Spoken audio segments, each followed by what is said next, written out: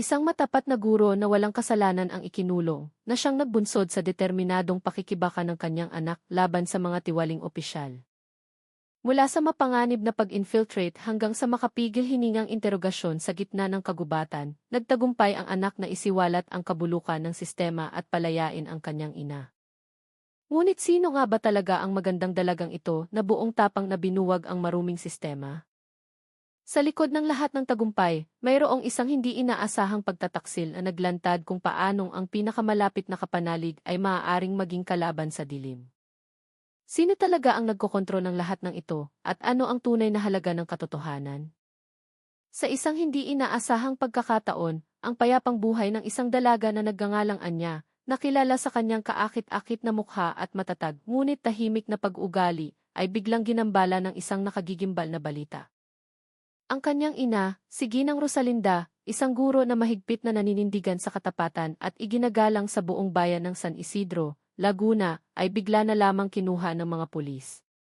Walang malinaw na dahilan na ibinigay para sa pag-aresto, na nag-iwan ng malalim na pagkalito sa isipan ni Anya at kasabay nito, nagpaalab sa apoy ng paglaban sa kanyang kalooban. Hindi niya hahayaang manaig ang kawalang katarungan sa isang taong pinakamamahal niya.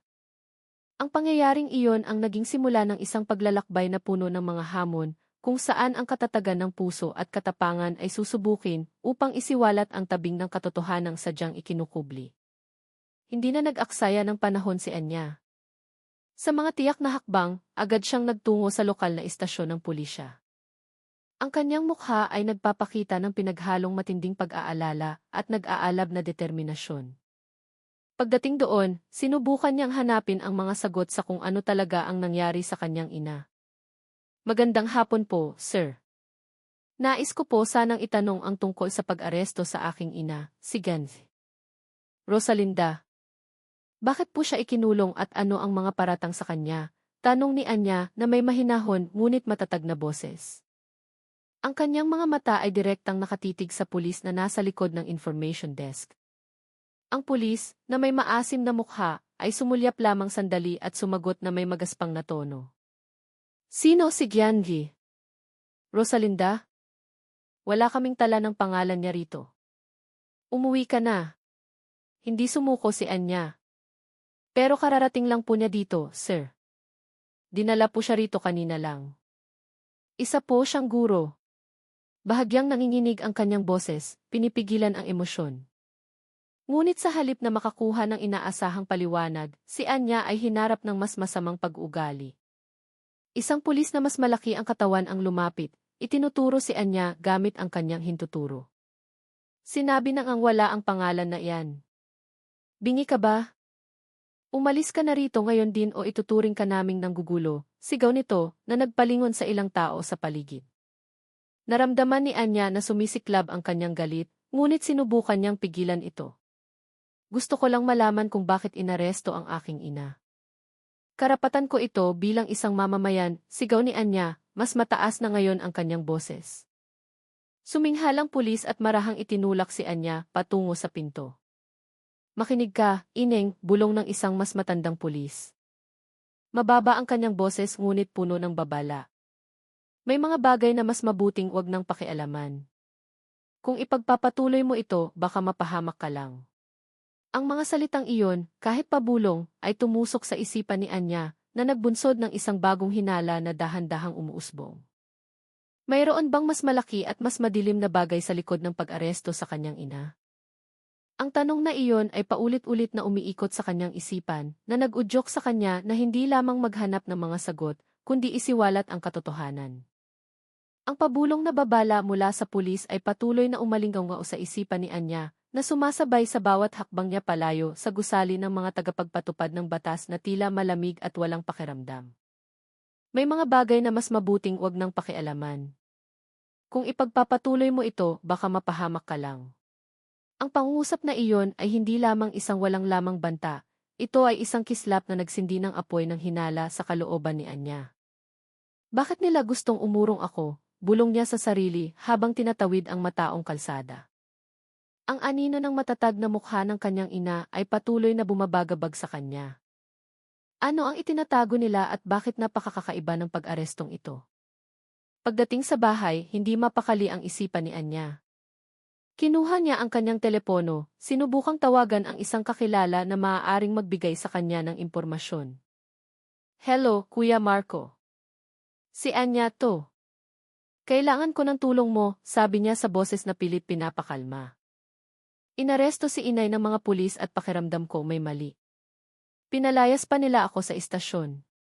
Mula sa kabilang linya, narinig ang boses ni Kuya Marco, isang dating investigative journalist na ngayon ay isang aktivista para sa karapatang pantao. Inaresto si Janvi. Rosalinda? Imposible yan, Anya. Mabuting tao siya, sagot ni Marco. Ano nang nangyayari? Ikinuwento ni Anya ang mga pangyayari sa istasyon ng pulis, kasama na ang nakatagong babala na natanggap niya. Sinabi ng pulis, kung patuloy akong makikialam, maaari akong mapahamak, sabi ni Anya. Sandaling katahimikan sa kabilang linya. Pagkatapos ay seryosong nagsalita si Kuya Marco, Anya, makinig kang mabuti. Kung umabot na sila sa pagbibigay ng ganyang banta, nangangahulugan iyon na may malaking bagay silang pinoprotektahan. Hindi ito isang ordinaryong pag-aresto. Kailangan mong maging maingat. Pero hindi ako pwedeng manahimik lang, kuya. Si ina ito, sagot ni Anya, nagbabadyang tumulo ang luha, ngunit tumitigas ang kanyang determinasyon. Kailangan kong alamin kung ano ang nasa likod ng lahat ng ito. Bumuntong hininga si Kuya Marco. Sige, Anya, tutulungan kita sa abot ng aking makakaya. Pero ipangako mo sa akin, huwag kang padalos-dalos. Maaaring mapanganib ito. Hindi sila nagbibiro. Lalong tumibay ang hinala ni Anya. Ang babala, kasama ang depensibong kilos ng mga pulis at ang reaksyon ni Kuya Marco, ay nagpapatunay na ang pag-aresto sa kanyang ina ay hindi isang ordinaryong insidente. Ito ay bahagi ng isang mas malaki, mas bulok na bagay na kailangan niyang suriin at isiwala. Naging buo ang kanyang desisyon. Hahanapin niya ang katotohanan, anuman ang maging kapalit. Ang babala ni Kuya Marco at ang sariling pag-udyok ng kanyang kalooban ay nagpaalab sa determinasyon ni Anya. Alam niya na para lubusang maunawaan ang nangyari kay Jen. Rosalinda, kailangan niyang maghukay ng mas malalim, sundan ang mga bakas ng nakaraan ng kanyang ina na maaaring naglalaman ng susi sa katotohanan. Sinimulan ni Anya ang kanyang pagsisiyasat sa pinakapersonal na paraan, ang pagsusuri sa mga lumang archive sa kanilang bahay, mga kupas na dokumento, at maging mga album ng larawan na maayos na nakatago. Umupo siya sa mesa ng kanyang ina, na laging malinis at maayos, sinusubukang humanap ng anumang palatandaan. Tiyak na mayroong isang bagay dito, bulong niya habang ang kanyang mga daliri ay naglilipat-lipat sa mga tumpok ng papel.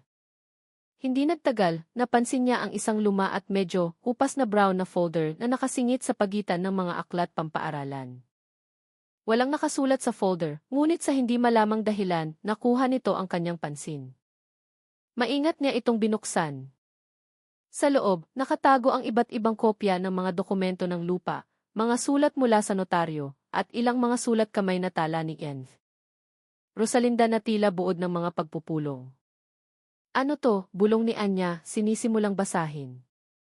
Ang mga tala ay tumutukoy sa isang malakihang kaso ng land grabbing ilang taon na ang nakalipas, na kinasasangkutan ng ilang mga pangalan ng mga opisyal ng barangay at, nakakagulat, mga pangalan na katulad ng ilang mga opisyal ng pulisya. Ito na iyon. Ang kaso ng land grabbing, mahinang sabi niya, natagpuan ang unang hibla ng koneksyon. Habang patuloy sa pagbabasa si Anya, lalong luminaw ang lahat sa kanya. May isang partikular na tala na nagsasabing, ang nag-iisang saksi na tumangging pumirma sa pekeng kasulatan, nanindigan para sa katotohanan. Nakaramdam si Anya ng isang mapait na ginhawa. Kaya pala, bulong niya, kinikilala ang matatag na sulat kamay ng kanyang ina. Naalala niya ang mga malabong kwento na narinig niya mula sa ilang kapitbahay tungkol sa katapangan ni Genv. Rosalinda natutulan ang isang proyektong pag-unlad na tila kahina-hinala.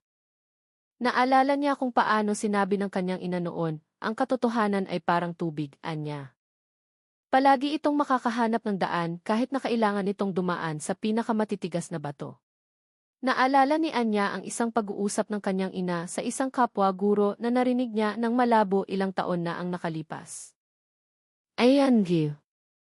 Rosalinda, hindi ba't mas mabuting tanggapin na lang natin ang alok nila, sabi ng kapwa guro, may pag-aalinlangan sa boses. Napakalaki ng halaga at makakatulong ito sa ating mga pamilya. Ngunit sumagot ang kanyang ina ng may katatagan, hindi ginang. Maruming pera yan. Hindi natin maaaring ipagpalit ang ating integridad sa masamang yaman. Ang lupang ito ay pag-aari ng mga maliliit na tao at maninindigan ako para sa kanila. Ngayon, ang mga piraso ng palaisipan ay nagsisimulang magkabit-kabit. Ang kanyang ina, si Gianni Rosalinda, ay ang nag-iisang matapat na pangunahing saksi sa kasong iyon ng land grabbing. Tinanggihan niya ang malalaking suhol, pinili na ipagtanggol ang katotohanan at katarungan, kahit na nangangahulugan iyon na siya mismo ang magiging target. Inaresto nila si inay dahil siya ay isang banta sa kanilang kabulukan, sabi ni Anya, mahigpit na hawak ang mga dokumento.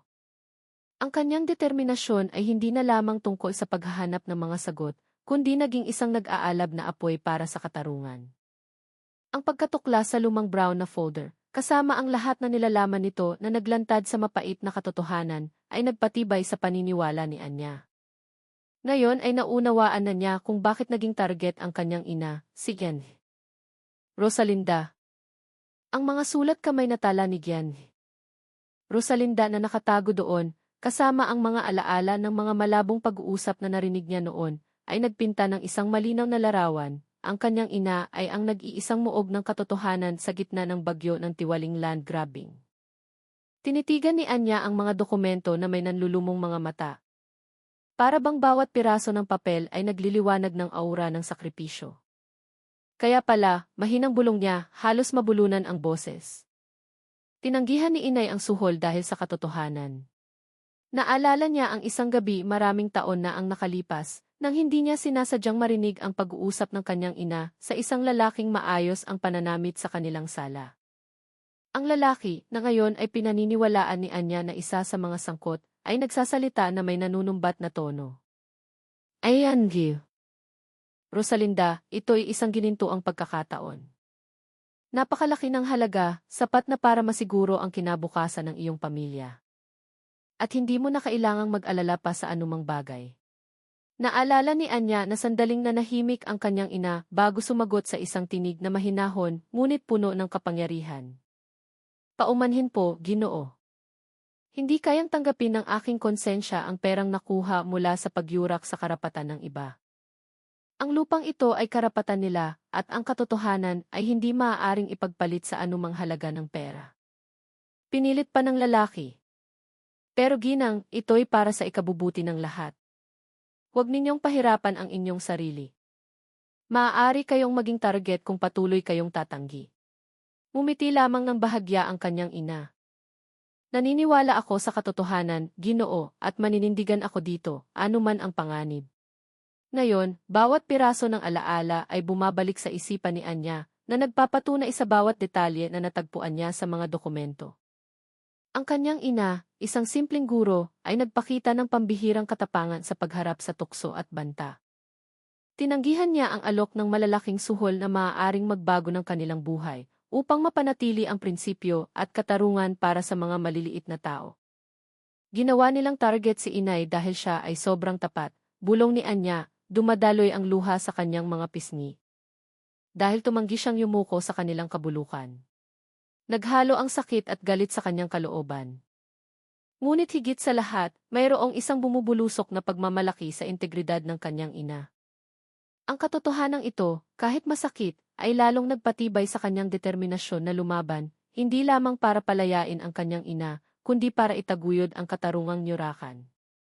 Matapos maunawaan ang halaga ng integridad ng kanyang ina, na naging dahilan kung bakit siya naging target, hindi na nag-aksaya ng oras si Anya. Sa lalong tumitibay na determinasyon, napagtanto niya na ang laban na ito ay hindi niya kayang gawin mag-isa. Kailangan niya ng higit pa sa impormasyon, kailangan niya ng konkretong ebidensya at suporta mula sa komunidad. Lihim na kumilos si Anya, sumisingit sa gitna ng maraming tao sa palengke at mga kapihan, nilalapitan ang mga residente na pinaghihinalaan niyang may impormasyon o naging biktima ng land grabbing. Magandang umaga po, Aling Nena. Pasensya na po sa abala. Ako po si Anya, anak ni Gianni Rosalinda. Sinimulan niya ang pag-uusap ng maingat, ang kanyang boses ay palakaibigan ngunit puno ng kaseryosohan. Gusto ko po sanang malaman kung may narinig po kayo tungkol sa kaso ng lupa na kinasasangkutan ng mga opisyal ng barangay at pulisya ilang panahon na ang nakalipas. Ang paunang reaksyon ay kadalasang takot. Nako, ining-an niya, delikadong usapan yan. Huwag ka nang makisali, mapanganib, sabi ng isang nagtitinda ng gulay, palingalinga sa paligid. Ngunit hindi sumuko si Anya. Alam ko po, Nay. Pero ang aking ina po ay ikinulong dahil sa kasong iyon. Hindi po ako maaaring manahimik. Gusto ko lang po malaman ang katotohanan. Dahan-dahan, nagsimulang mabuo ang tiwala. Isang matandang lalaki na nawala ng bahagi ng kanyang lupa ang bumulong, dumating sila na may dalang maraming pera, ineng. Nagbanta sila kung hindi kami pipirma. Mabilis na inilabas ni Anya ang kanyang telepono, lihim na nire-record ang bawat pag-amin. Maaari po ba ninyong idetalye ang tungkol sa banta, Tay? Sino-sino po ang mga sangkot? Tanong niya, tinitiyak na bawat detalye ay nakuha. Kinolekta niya ang mga testimonya mula sa mga magsasaka, lihim na nire-record ang kanilang mga pag-uusap at itinatala ang bawat pangalang binabanggit. Sinabi nila, kung lalaban kami, pahihirapan ang aming mga transaksyon sa munisipyo, sabi ng isa pang magsasaka. May nagsabi pa na magkakaproblema kami sa aming business permit. Patuloy na kumilos si Anya, naghahanap ng iba pang mga saksi na maaaring may nakita o narinig. Nagpanggap pa siyang isang estudyante na nagsasagawa ng social research, binibisita ang mga bahay ng mga residente, at pinakikinggan ang kanilang mga hinaing. Kailangan ko lang po ang inyong kwento, Manong. Para po sa aking pananaliksik tungkol sa epekto ng pag-unlad sa ating bayan, pagtiyak ni Anya, hawak ang isang notebook at ballpen. Natuklasan niya ang maraming kwento tungkol sa mga lupang biglang nagbago ng pagmamay-ari, mga bayarang hindi malinaw, at ang takot ng komunidad na magsalita. Nag-report na kami, ineng, pero walang nangyari. Kami pa ang binantaan, hinaing ng isang residente. Sa bawat pag-uusap, nakakakuha si Anya ng mga piraso ng katotohanan na bumubuo sa buong larawan ng network ng katiwalian na ito. Nag-ipon siya ng mga recording, tinatambak ang maliliit na ebidensya na kung pagsasama-samahin ay magiging isang malaking puwersa. Ito ang simula ng isang paglaban na kanyang itinatayo mula sa ibaba, mula sa mga boses ng mga ordinaryong tao na matagal nang pinatahimik. Ang pakikibaka ni Anya sa pagkolekta ng mga ebidensya mula sa mga maliliit na mamamayan ay nagsimulang magbunga. Ngunit alam niya na upang mailantad ang kasong ito at labanan ang isang malakas na tiwaling puwersa, kailangan niya ng isang mas malakas na megafono. Hindi ito magiging sapat kung ako lang ang magsasalita, bulong niya isang gabi, habang tinitingnan ang tumpok ng mga recording at tala sa kanyang mesa. Masyadong malaki ang kasong ito para harapin mag-isa. Naalala niya muli ang mensahe ni Kuya Marco, kailangan mo ng media, Anya. Ang boses ng taong bayan ay kailangang marinig ng publiko. Naghanap si Anya ng impormasyon tungkol sa mga independenteng mamamahayag na kilala sa kanilang katapangan at integridad. Paulit-ulit na lumabas ang pangalan ni Ben. Siya ay isang batang investigative journalist na hindi matatawaran ang reputasyon, madalas na nag-aangat ng mga sensitibong issue na hindi napapansin ng mainstream media. Matapos ang ilang pagsubok, sa wakas ay nakuha ni Anya ang contact number ni Ben. Kumakabog ang kanyang dibdib habang pinipindot ang call button. Magandang gabi po, ye. Ben, bati ni Anya sa isang boses na sinadyang maging kalmado. Ako po si Anya, anak ni Ian. Rosalinda. Marahil narinig niyo na po ang kaso ng pag-aresto sa aking ina. Sa kabilang linya, narinig ang boses ni Ben na puno ng interes. Oh, Anya. May narinig akong mga usap-usapan tungkol dyan. Ano nang meron? May maitutulong ba ako? Hindi na nag-aksaya ng oras si Anya. Sa tingin ko po, may higit pa sa isang ordinaryong pag-aresto, sir. Ang aking ina ay isang pangunahing saksi sa isang kaso ng land grabbing na kinasasangkutan ng mga opisyal ng barangay at pulisya. Mayroon po akong ilang paunang ebidensya at testimonya ng mga residente. Sandaling katahimikan. Pagkatapos ay sumagot si Ben, interesante yan, Jimith. Anya, maaari ba tayong magkita bukas? Maraming katulad na kaso ang hindi kailanman ganap na nalutas. Interesado akong iangat ito sa pambansang media. Ang kanilang pagpupulong ay naganap sa isang liblib na coffee shop, malayo sa karamihan. Dala ni Anya ang mga voice recording at mga tala na kanyang nakolekta. Lahat po ito ay mga pag-amin mula sa mga residenteng nawala ng lupa. Ben, paliwanag ni Anya, inilagay ang kanyang telepono sa mesa at pinatugtog ang ilang mga recording. Lahat sila ay takot magsalita. Makinig na nakinig si Ben, paminsan-minsan ay tumatango, ang kanyang mga mata ay nagpapakita ng talas ng isang news hunter. Pambihira, Gineth. Anya. Ito ay isang matibay na materyal. Ang iyong katapangan sa pagkolekta nito ay kahanga-hanga. Itinuro niya ang ilang pangalan ng mga opisyal at pulis na nabanggit sa mga tala ni Anya. Hindi bago sa akin ang mga pangalang ito. May malakas na indikasyon na ito ay isang matagal ng network.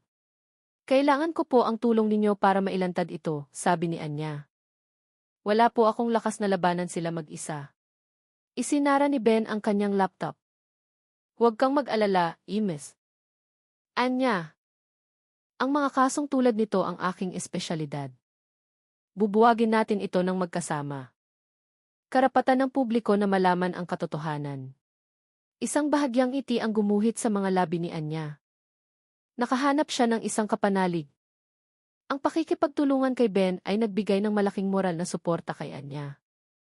Gayunpaman, alam niyang hindi sapat ang mga recording ng testimonya ng mga residente at mga hindi direktang ebidensya para pabagsakin ang isang napakalakas na network ng katiwalian. Kailangan ng isang hindi matututulang ebidensya, isang bagay na makukuha lamang mula sa puso ng kanilang kuta. Ben, kailangan natin ng higit pa sa mga testimonya, sabi ni Anya isang hapon habang sila ay nag-uusap sa isang nakatagong kapihan. Kailangan natin ng ebidensya na direktang mag-ugnay sa kanila mula sa loob. Kumunot ang noo ni Ben. Anong ibig mong sabihin? Tinitigan siya ni Anya ng seryoso. Kailangan kong makapasok sa istasyon ng pulis na iyon. Tiyak na may itinatago silang napakahalagang bagay doon. Mga recording, dokumento, listahan ng mga pangalan.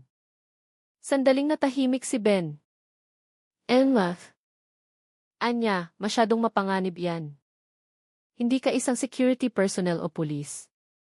Paano kung mahuli ka? Umiling si Anya. Napag-isipan ko na po ito. Magpapanggap ako. Mayroon akong sapat na teknikal at pisikal na kasanayan para dito. Tila nag-aalinlangan pa rin si Ben.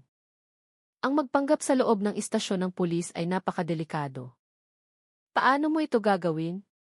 Umiti ng bahagya si Anya. Hahanap ako ng butas.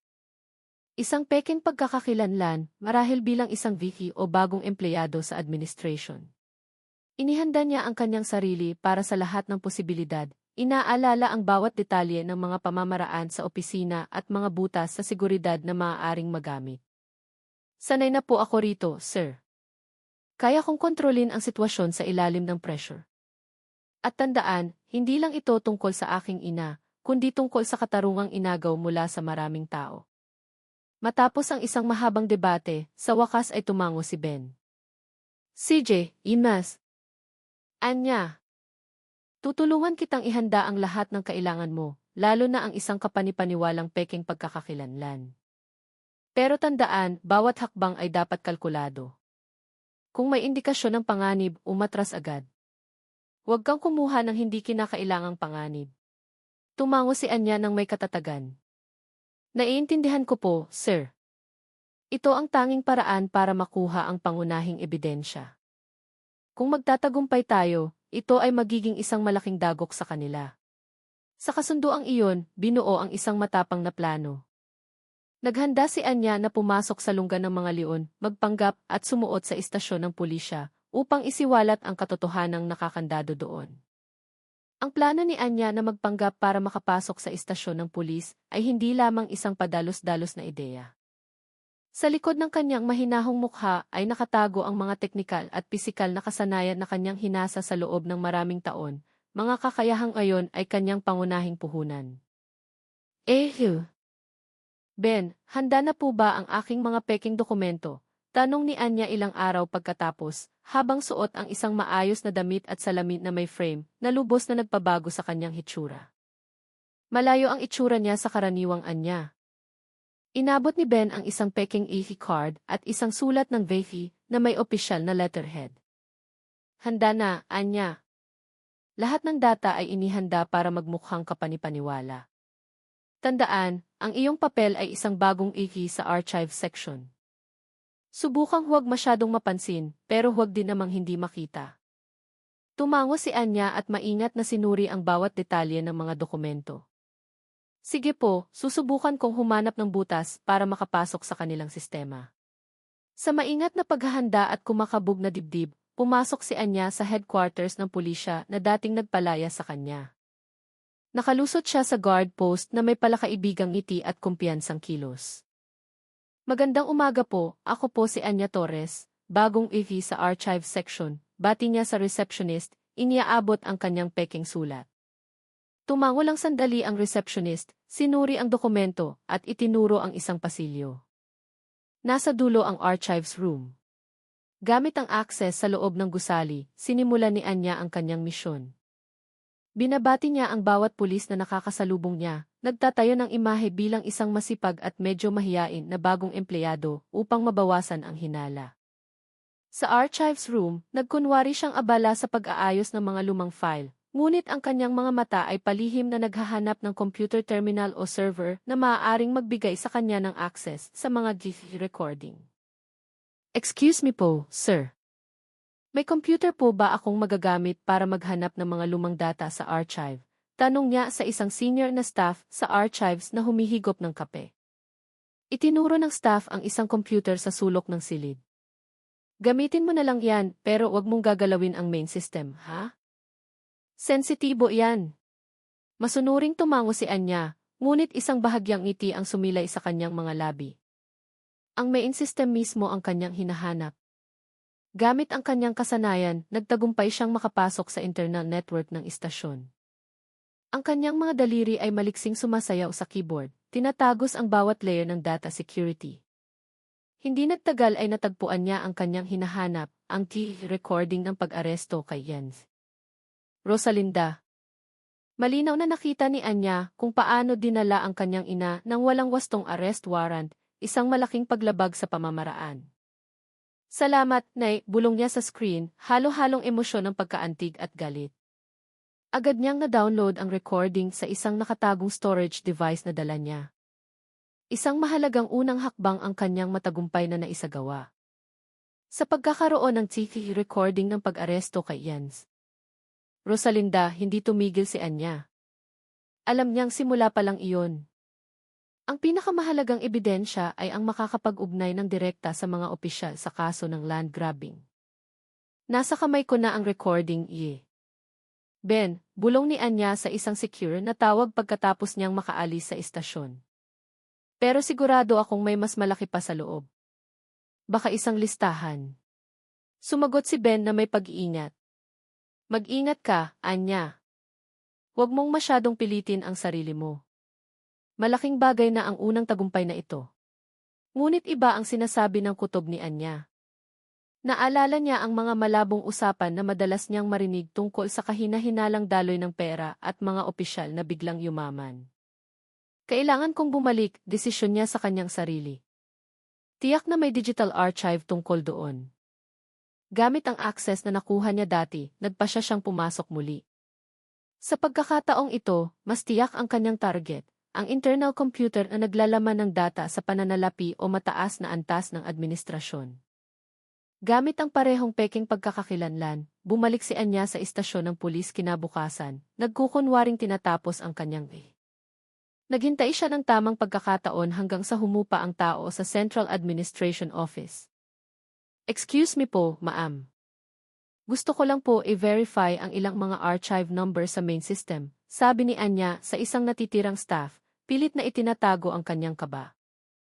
Tumango lang ang staff, masyadong abala sa kanyang sariling trabaho. Sige, gamitin mo na lang ang computer dyan. Pero wag mong sisirain, ha? Sa bilis at husay ng isang eksperto, na-access ni Anya ang computer. Ipinakita ng screen ang iba't ibang folder at file na naka-encrypt. Ang kanyang mga daliri ay sumayaw sa keyboard, nag-type ng mga linya ng code at command. Hinanap niya ang mga keyword tulad ng keyland project, funds, o transfer. Ilang minuto lang, isang nakatagong file ang bumukas. Napigil ni Anya ang kanyang hininga habang binabasa ang nilalaman nito.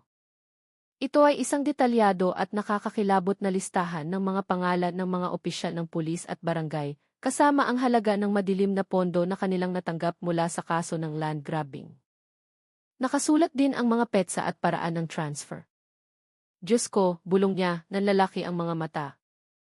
Ito na ang pinakamahalagang ebidensya. Ang listahang iyon ang nag-ugnay sa mga bulok na opisyal sa network ng katiwalian. Mabilis niyang kinopya ang lahat ng data sa kanyang nakatagong digital storage device. Isang ngiti ng tagumpay ang bahagyang gumuhit sa kanyang mga labi. Nakuha na niya ang pangunahing susi na magbubukas sa kahon ng Pandora ng kanilang kabulukan. Habang nagmamadaling sinusubukang lumabas si Anya mula sa restricted area ng istasyon ng pulis, isang malakas na boses ang biglang pumigil sa kanyang mga hakbang. Hoy, anong ginagawa mo rito? Ang boses na iyon ay pag-aari ng isang matipunong pulis na kararating lang mula sa pagpapatrolya. Kumabog ng malakas ang dibdib ni Anya, ngunit pilit niyang pinanatili ang mahinahong ekspresyon ng mukha. Naligaw lang po ako, sir. Galing po ako sa archive section, hinahanap ko po ang thief. Sagot ni Anya, sinusubukang maging kapanipaniwala habang itinuturo ang maling direksyon. Nanliit ang mga mata ng pulis, ang kanyang tingin ay puno ng hinala. Nasa kabila ang TCC. Sa tingin mo, tanga ako. Hindi ka taga-archives. Ngayon lang kita nakita rito. Lumapit ang pulis, ang kanyang kamay ay gumagalaw na patungo sa posa sa kanyang baywang. Sumama ka sa akin sa security post. Aalamin natin kung sino ka talaga. Walang inaksayang panahon si Anya.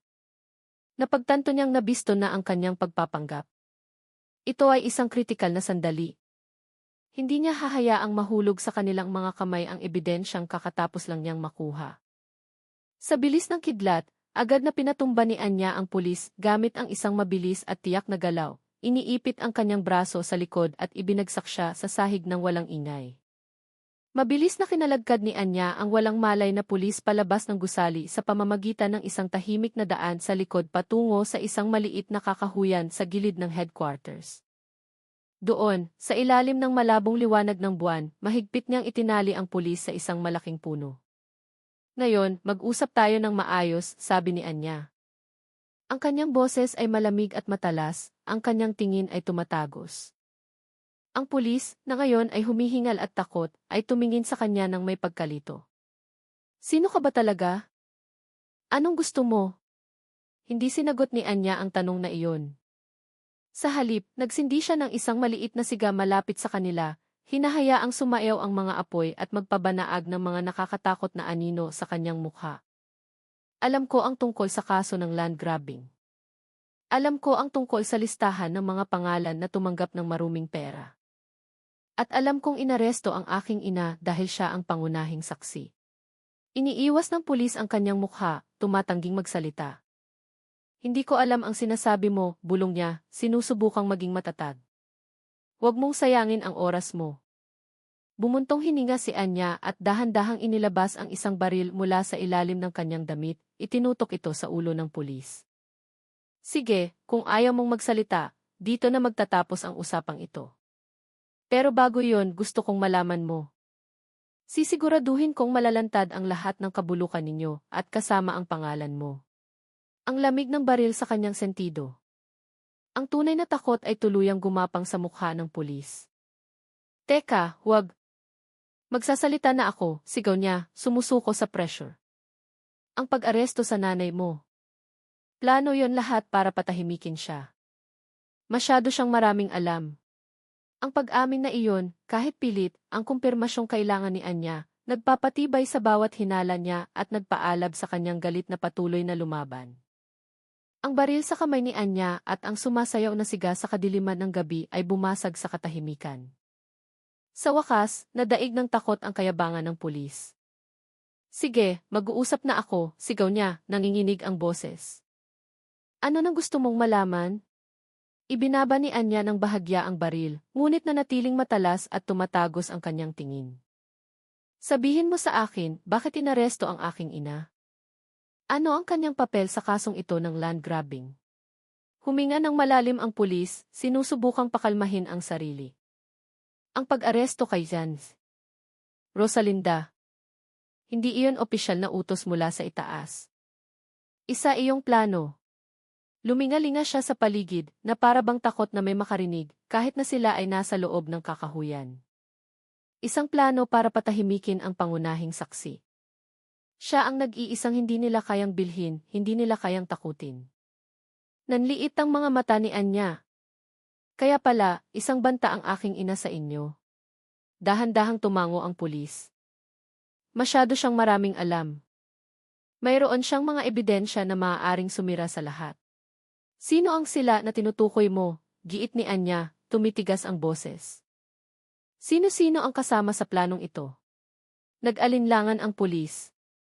Hindi ko maaaring sabihin ang mga pangalan. Malalagay ako sa malaking panganib. Itinaas muli ni Anya ang baril, itinutok ito sa binti ng pulis. Nasa panganib ka na kung hindi ka mag-uusap ngayon. Mayroon akong iba pang mga ebidensya. CCTV recording, listahan ng mga pangalan at pera na inyong tinanggap. Maaari kong isumite ang lahat ng iyon at ikaw ang unang mananagot. Naging epektibo ang banta. Humikbi ang pulis at nagsimulang magsalita. Ang hepe. Siya ang nagplano ng lahat kasama ang ilang mga opisyal ng barangay at ilang mga kasamahan namin. Ipinaliwanag niya kung paano patuloy na tinatanggihan ni Ian. Rosalinda ang lahat ng alok, maging ang mga nakatagong banta, kaya napilitan silang gumawa ng marahas na hakbang para pigilan siyang magsalita sa korte. Nangangamba sila na magtetestigo si Gen. Rosalinda at ilalantad ang lahat ng maruming gawain na ito sa paglilitis, paliwanag ng pulis. Kaya ang pag-aresto ng walang warrant ay paraan para alisin siya bago niya magawa iyon. Ang pag-amin na ito, na direkta mula sa bibig ng isa sa mga salarin, ang naging huling kumpirmasyon para kay Anya. Nawala ang lahat ng kanyang pagdududa.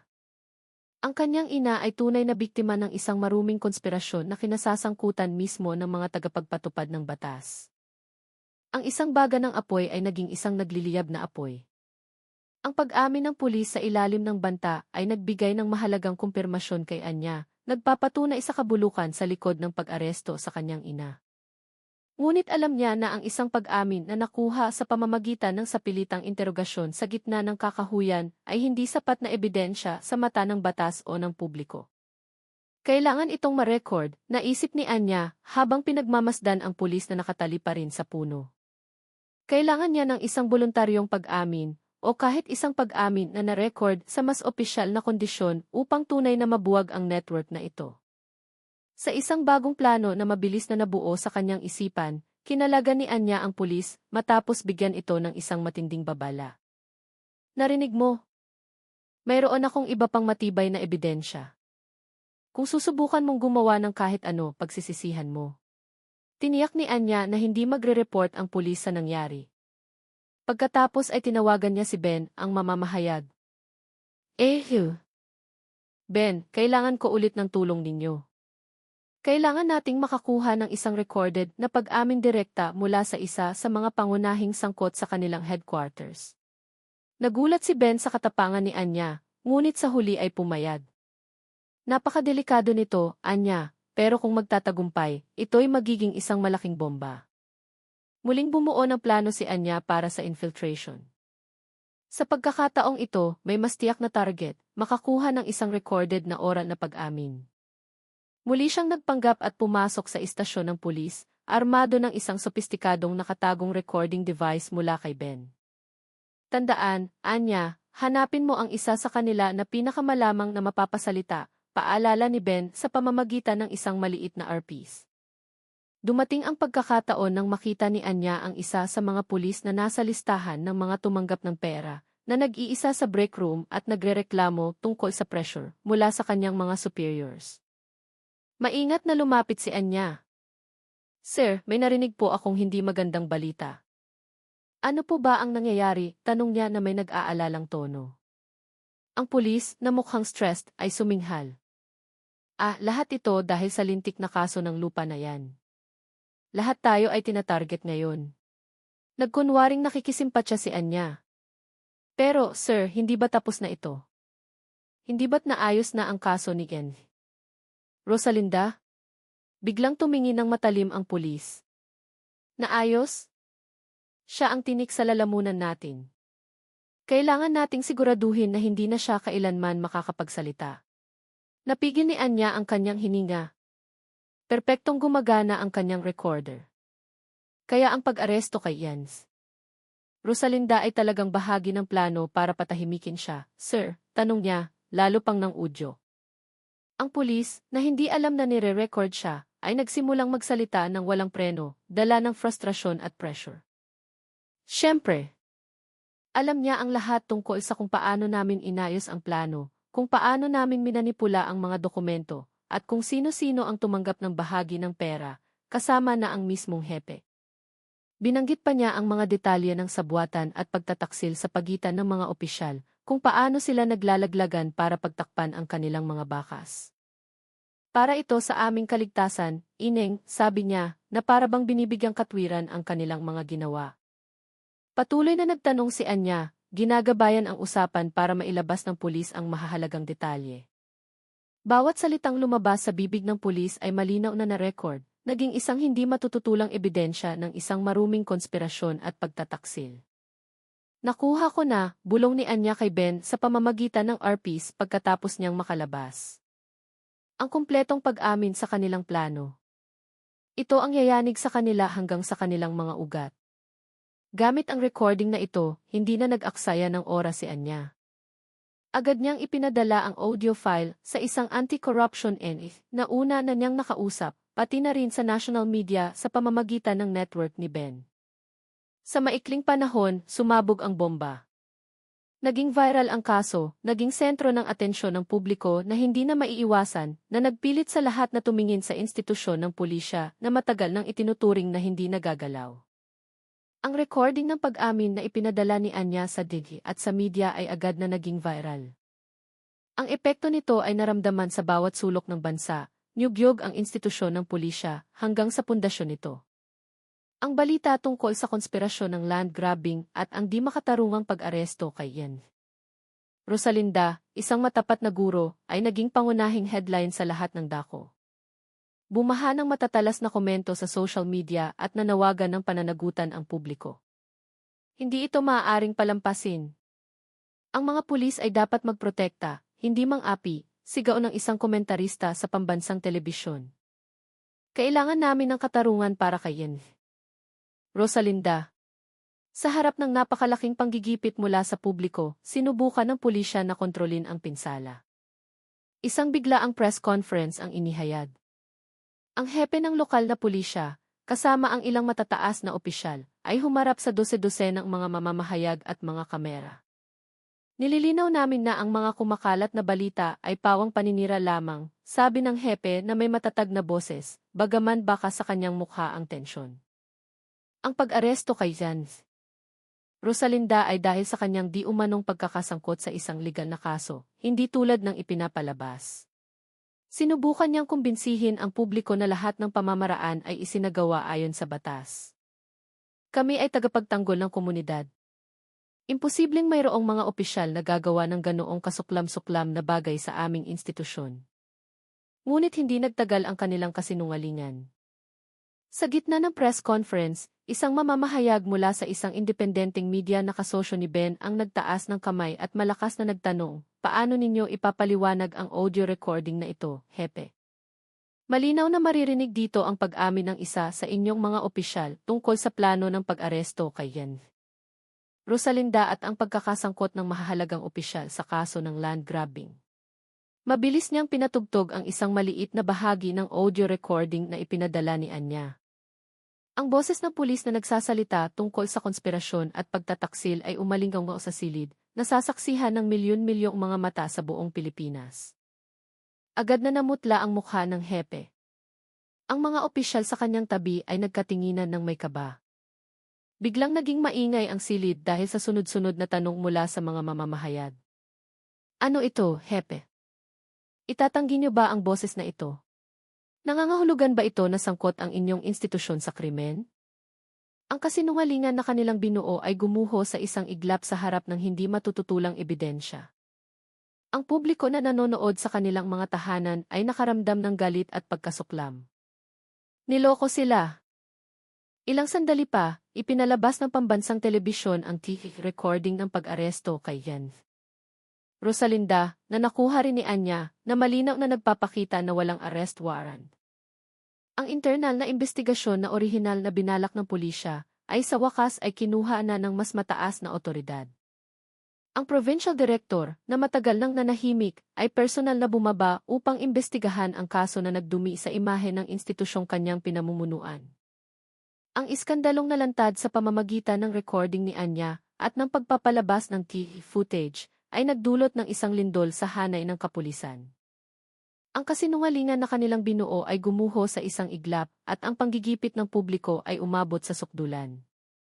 Hindi natin maaaring hayaang magtagal pa ito, sabi ng isang general ng pulisya, sa isang emergency meeting, tensyonado ang kanyang mukha. Walang duda, para mapanatili ang dangal at tiwala ng publiko, ang mismong provincial director ay bumaba na upang pangasiwaan ang investigasyon. Alam niyang mas mahalaga ang paglilinis sa pangalan ng institusyon kaysa sa pagprotekta sa ilang tiwaling opisyal. Sa loob ng ilang araw matapos kumalat ang recording ni Anya, bumuo ang provincial director ng isang special task force na binubuo ng mga pinakamatapat at may integridad na investigador mula sa iba't ibang unit. Ayokong may itago, utos ng provincial director na may matatag na boses habang pinamumunuan ang pulong. Imbestigahan ang bawat detalye, bawat pangalang nabanggit sa recording. Walang itatangi, walang proteksyon. Sinumang sangkot ay dapat managot. Nagtrabaho ang team araw at gabi, sinusundan ang mga digital na bakas ng ebidensya, at verify ang bawat testimonya. Sinuri nila ang listahan ng daloy ng madilim na pondo na nakuha ni Anya, itinugma ito sa mga internal na financial records, at ipinatawag ang bawat pangalang pinaghihinalaang sangkot para sa interogasyon. Ang mga opisyal na dati kampante sa likod ng kanilang kapangyarihan ay nagsimulang magpanik. Paano nangyari to? Sino ang nag-leak ng lahat ng ito? Bulungan ng takot ang maririnig sa kanilang hanay. Ngunit ang kamay na bakal ng batas na pinakilos ng provincial director ay masyadong malakas para kanilang iwasan. Batay sa napakatibay na ebidensya, ang recording ng pag-amin, ang listahan ng pondo, at ang recording ng pag-aresto kay Yan Rosalinda, mabilis na kumilos ang Special Task Force. Isa-isa, inaresto ang mga opisyal na sangkot sa konspirasyon ng land grabbing at di makatarungang pag-aresto, kabilang na ang hepe na siyang utak ng lahat. Ang balita ng pag-aresto sa mga tiwaling opisyal ay tinanggap ng malaking ginhawa ng publiko. Sa wakas, nakita nilang totoo ang katarungan. At sa gitna ng kaguluhan ng mga pag-aresto, isang mahalagang sandali ang naganap. Sa wakas ay pinalaya si Genvi Rosalinda. Lumabas siya mula sa kulungan na may taas noong dignidad, sinalubong ng mga tingin ang paghanga at pagkaantig mula sa maraming taong naghihintay sa kanya. Ilang araw pagkatapos, sa isang opisyal na press conference na pinangunahan mismo ng provincial director, isang mahalagang pahayag ang binitawan. Sa ngalan ng institusyon, ipinapaabot ko ang aming taos-pusong paghingi ng paumanhin kay Yan Rosalinda at sa buong komunidad para sa insidenteng nagdumi sa aming pangalan, sabi ng provincial director na may tapat na tono, nakatayo sa tabi ni Yan Rosalinda na mukhang kalmado at may dignidad.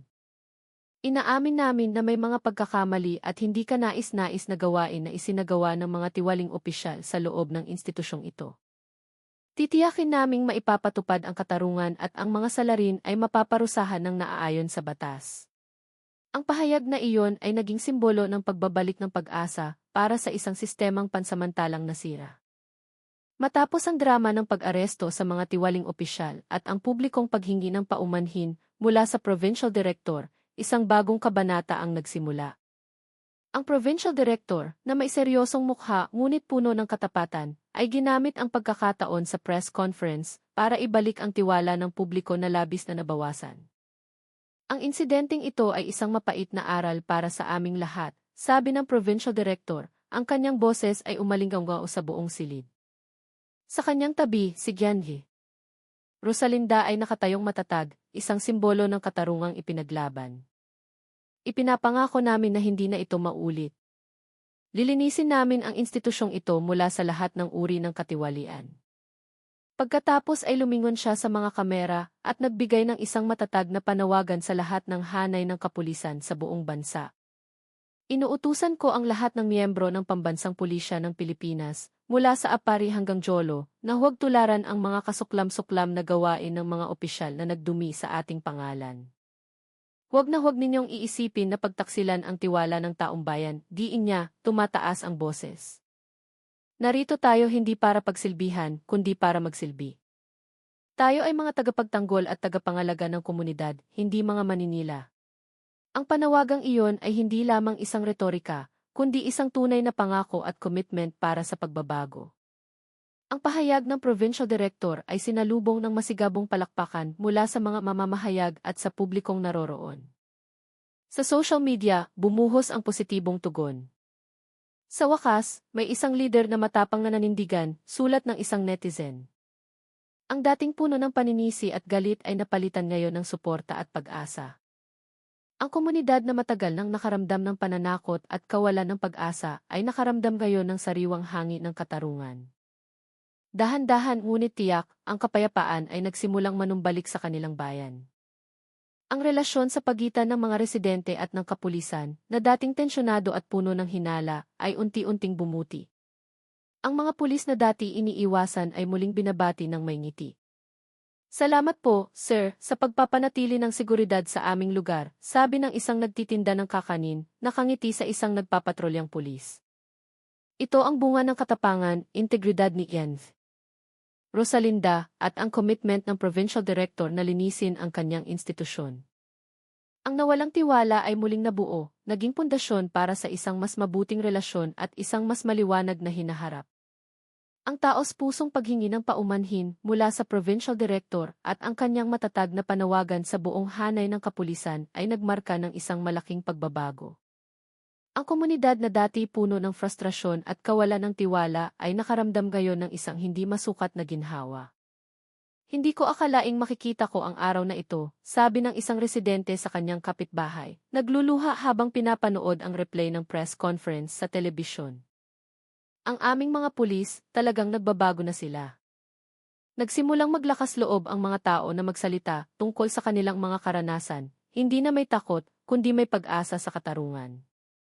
Ang mga padre de pamilya at mga ina na dati nag-aatubiling mag-report sa pulisya dahil sa pakiramdam na walang mangyayari, ay nagsimulang tingnan ang ahensya bilang isang maaasahang lugar. May problema po ako sa aking kapitbahay, sir. Maaari po ba ninyong tulungan akong mamagitan? Tanong ng isang batang ina sa isang pulis na nagpapatrolya. Isang interaksyon na ilang panahon lang ang nakalipas ay tila imposible.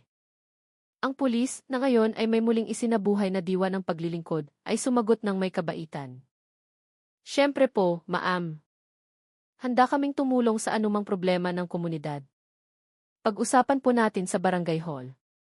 Ang mga maliliit na dialogong tulad nito, puno ng init at tiwala, ay muling narinig sa bawat sulok ng bayan. Dahan-dahan ngunit tiyak, ang kapayapaang nagambala ay muling nanumbalik. Ang tawanan ng mga bata sa palaruan ay mas malaya at ang mga nagtitinda sa palengke ay mas masigla. Muling bumalot ang pakiramdam ng seguridad sa bayan. Ang relasyon ng mga residente sa kapulisan ay bumuti ng malaki. Ang mga police outpost na dati madalas walang tao ay nagsimulang puntahan ng mga residente para lamang bumati o magtanong. Sir, kumusta po ang pamilya? Bati ng isang binata, nag-abot ng mainit na kape sa guard post. Wala nang mga tingin ng hinala o takot. Ang mismong provincial director ay madalas na bumababa sa komunidad, nakikipag-usap sa mga tao, pinakikinggan ang kanilang mga hinaing, at tinitiyak na bawat reklamo ay natutugunan. Kayo ang aming mga mata at tainga, sabi niya sa isang pagpupulong sa mga lider ng komunidad. Huwag kayong mag-atubiling i-report ang anumang hindi tama. Ipinapangako naming poprotektahan namin kayo.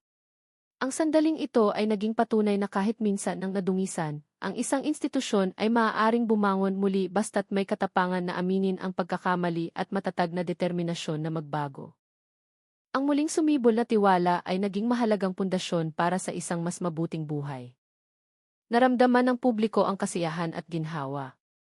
Ang kapayapaan ay dahan-dahang nanumbalik at ang relasyon ng mga residente sa mga otoridad ay bumuti.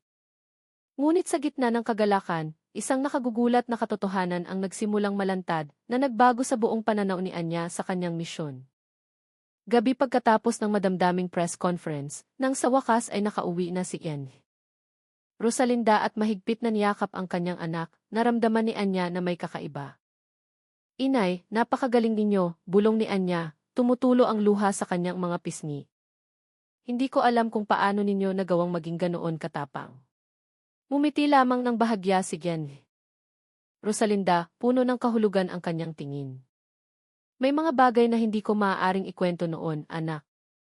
Pero marahil ngayon na ang tamang panahon. Kinabukasan, habang sila ay nakaupo sa likod bahay, sinimulan ni Ian. Rosalinda ang isang seryosong pag-uusap. Anya, mayroon akong dapat sabihin sa iyo. Ang kanyang boses ay kalmado, ngunit may parehong diin tulad noong tinanggihan niya ang suhol. Ang misyong ito, ang laban na ito. Sa totoo lang, hindi lamang ito iyong laban. Kumunot ang noo ni Anya, nalilito. Anong ibig ninyong sabihin, Nay? Tinitigan ni Gianhi. Rosalinda ang mga mata ng kanyang anak. Hindi ka lang si Anya, anak. Ikaw ay isang National Secret Agent. Ang pahayag na iyon ay parang kidlat sa isang maaliwalas na araw para kay Anya. Bagaman sa isang banda, pakiramdam niya ay may isang piraso ng palaisipan na matagal na niyang hindi maunawaan ang biglang nalagay sa tamang lugar. Ang kanyang mga pambihirang kakayahan, ang mga pagsasanay na lihim niyang pinagdaanan sa loob ng maraming taon, lahat ay may kahulugan na ngayon.